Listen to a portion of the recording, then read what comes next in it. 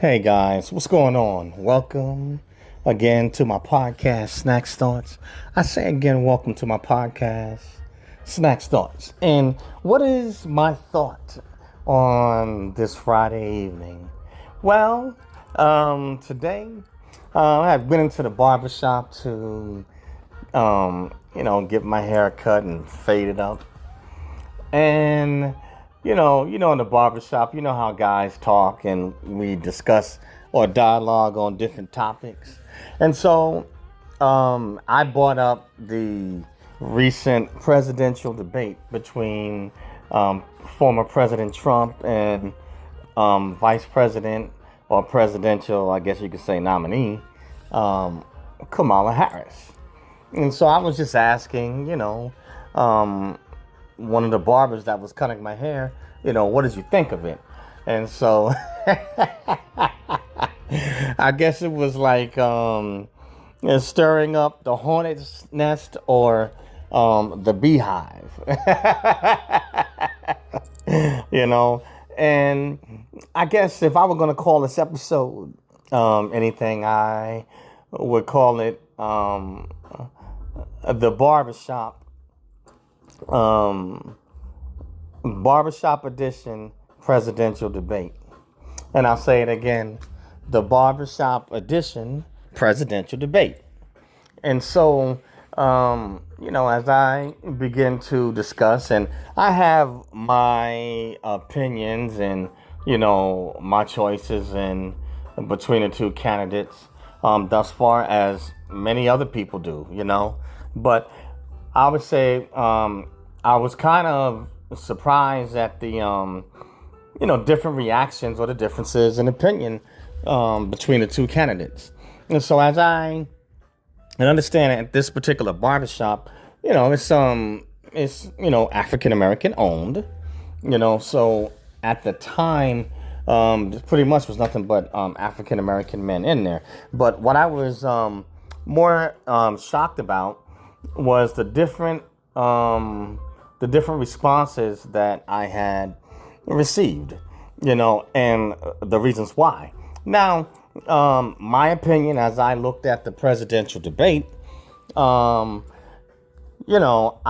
felt that Kamala Harris kind of deflected when asked certain direct questions. One of them was when she was asked by the moderator, are we in a better is the economy in a better position in America than it was 3.5 years ago? And instead of answering the question on the economy, she immediately went to attacking Donald Trump. And my thing is that as it stands, Donald Trump is former. He's a has-been. So he's not the one that's in the Oval Office, and he's not the one that's the assistant to President Biden. He's not in the Oval Office right now, and the question was directed to her, and it was basically a yes or no question, but she chose to deflect and target him, and I was like, well, what does he, have to do with the question that was rendered to you? And it's simple, yes or no. Has it become better under Biden and her vice presidency, or has it not? And she never answered that question. And there were several others where she deflected, but she spent most of her time attacking Donald Trump instead of focusing on the questions that dealt with current day issues. Now, in terms of the area of abortion and women, terminating a pregnancy, between the 7th to 9th month, I felt that she's pretty spot on. But I do believe there are some states that were pushing to try to allow, and this is no offense to anybody, but to allow a pregnancy to be, I guess, undone, you know what I'm saying? up to a certain point between the seventh and the ninth month, which I personally don't agree with. And I thought she did. I thought she did pretty good. Saying in her rebuttal to former President Trump. I thought she did pretty good on that one. But I still do not think that she answered really most of the questions. I felt that she did a lot of deflecting. My opinion, I felt that when Donald Trump was asked direct questions on a specific topic, I felt that he did a pretty good job of directly answering the question and sticking, with the point. Now, some of the responses that I received, and there was some in there that obviously sided with myself personally, as I guess you can figure out. I may not agree with everything with Donald Trump and everything that he does, or even his background, but I'm focused on the policy and how it benefits me. But many of the black men in there, they focused more, instead of on the person's policy and him holding or she holding the potential office. They focused more, I guess, on he's racist, or he said this about women, or he did this, certain sexual things to women. And what I found kind of odd about it is that, most of the guys, at that level that are rich and powerful, many of them, have done some of the same things, because these guys run in the same circle. And on top of that, it's supposed to be innocent till proven guilty. Now, like I said, I don't agree with everything that, Donald Trump says or does. I don't. But my personal opinion, I felt that he did a better job than the Biden-Harris, campaign with the economy. And I think that even though may not agree with everything, and even if they say, okay, supposedly he's a racist, well, what about the Central Park Five? And understand that was a lot of years ago, and Donald Trump, was a lot younger, and I felt at that time he spoke more out of the side of his neck, more on a conspiracy theory without proof of facts back then. And Donald Trump was not a politician back then. He just was a rich real estate, mogul with, an opinion, saying, now, do I agree what he said about the Central Park Five back then? Of course not. But with most of your politicians, you can always find dirt or things that they said or did wrong. Most of them. I mean, it's not like Kamala Harris has the cleanest track record either. You know what I'm saying? I mean, there's things that could be said, that, okay, well, wait a minute. Did she necessarily earn her way to the top?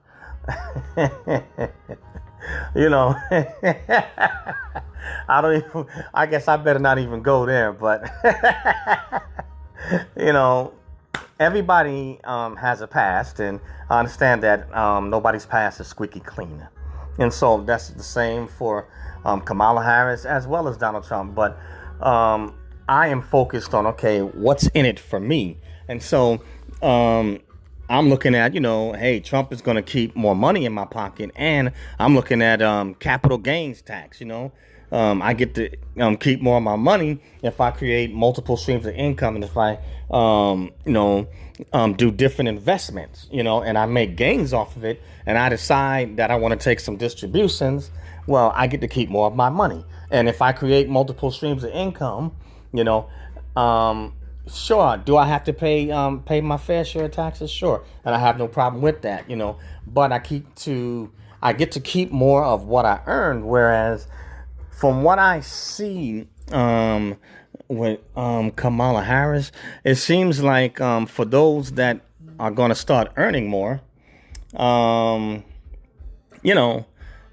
kind of get the sense that we're going to have to wind up suffering, And that's for those that, especially if you're going to start making six figures and above, it's like they want to take more, which to me, that kills the incentive, to be an entrepreneur or to create more. Even if you have a W-2, but then say you have other businesses or 1099, stuff like that on the side, that kills the incentive to keep producing more income and more wealth if they're going to take it and then they're going to give it to others through social programs.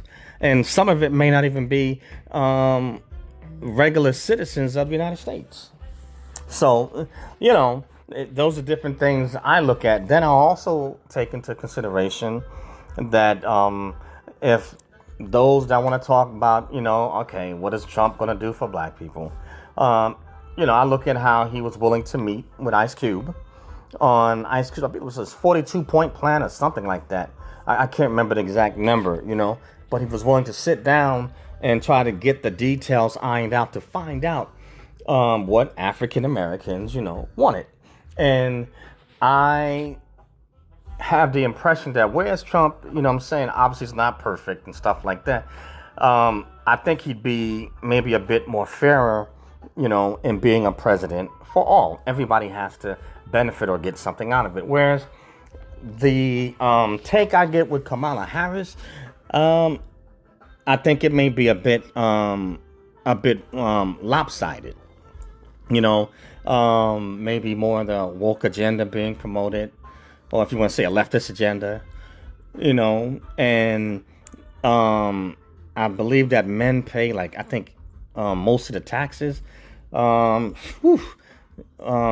think she plans on putting a hurting on higher income earners, pockets, snatching money, but and I do respect, that women are earning their own money and they've made tremendous strides. And there's nothing wrong, with who you choose to vote for. Nothing at all. But in terms of the black man in the barbershop, I really didn't get to hear why they would want to vote for her based on, policy. Well, okay, what is she going to do for you? You know what I'm saying? And like I said, everybody has an opinion. Maybe some of these men, maybe they have daughters, you know what I'm saying? And they want better future, for their daughters. I all of that, I really don't know. But I was very surprised to hear the answers I got. But it didn't seem to be substantive or based on the opponent, as a presidential candidate versus maybe, I don't know, I guess some personal issue, it sounded more like a lot of racial politics. Well, she's black, and I was just surprised that I would hear these guys think like that. I would think that with social media, the news, that we have the opportunity to be more politically astute and, understand more of what the candidate would be about, or maybe they would look at it differently. But hey, to each his own, to each his own, and I guess certain media outlets did say they felt that Trump lost lost the debate. In my opinion, I don't think so. I didn't see it that way. What I'm saying? Kamala might have jumped on Trump, with emotional speeches, but emotional speeches are not going to cut it. It's like, what are you going to do? You have to be able to lay it out, what are you going to do for United States, American citizens? At the end of the day, that's what's going to matter. It doesn't necessarily matter, how much you attack an opponent, saying, what are you going to do concerning the current issues and what America needs, fixed. And I understand that, neither candidate is going to be able to fix this mess that we're in all by themselves. I know that, but I guess I would say, hey, vote for who you think best fits, and for whatever reasons. If your reason is, maybe you feel Trump is a racist, or, colorism or whatever, If that's your stance. You know what I'm saying? Hey, have at it. You know what I'm saying? But I think now that people are much more politically astute, and I think we're really moving beyond that, and people, want to know, hey, what am I going to get, or my family, what are we going to get, out of the deal, and how is this candidate's policies best going to benefit me? But yeah, so I would just say, I guess, different perspectives and a difference of opinion, but hey, I guess that's what makes us all individuals. But yes, that's all I have on this one, but something to chew on. But I thought the presidential debate, actually, I thought it was pretty good. I really did. I thought it was pretty good, but more to come, guys. But we got 2 months left, and so, or really almost a month and a half left. So, it's game time, so, I guess picking your candidate is like picking your poison, neither one is perfect, you know what I'm saying? But hey, we got to make a decision, and hopefully, as Americans, we make the best choice. That's all I have on this one. And the name of this podcast is Snack Thoughts, SNAKZTHOUGHTS. And I also have a YouTube channel, Eric Broadus YouTube. That's ERICBROADUS YouTube, or ericbroadusyoutube.com. And you can find my podcast, Snack Thoughts, on Spotify, Acast, iTunes, Google Podcasts, Apple Podcasts, and SoundCloud, Radio PM, iTunes, iHeartRadio, and a host of other social media outlets. So please subscribe and join Snack Thoughts. Leave a comment. Either way, love to dialogue with you, and please share it. Also, join my YouTube channel, Eric Broadus YouTube. Smash that bell to become a subscriber. Smash that like button to like the video. Hit the unlike button if you don't like it. Either way, leave a comment. Love to dialogue with you. And just like the Barber Shop edition, everyone is entitled to their perspective and their opinion, and has a right to be heard. And so please share and push it out. Snack Thoughts, Eric Broadus YouTube. Share it with friends, family, frenemies, enemies, rats, bats, dogs, and cats, guys. Push it and share it out. But again, the name of this episode is the Barbershop Edition Presidential Debate. Peace out, guys. Thank you for listening. Thank you to all my subscribers. Keep on pushing and spreading the podcast and the channel. Later, guys. Peace.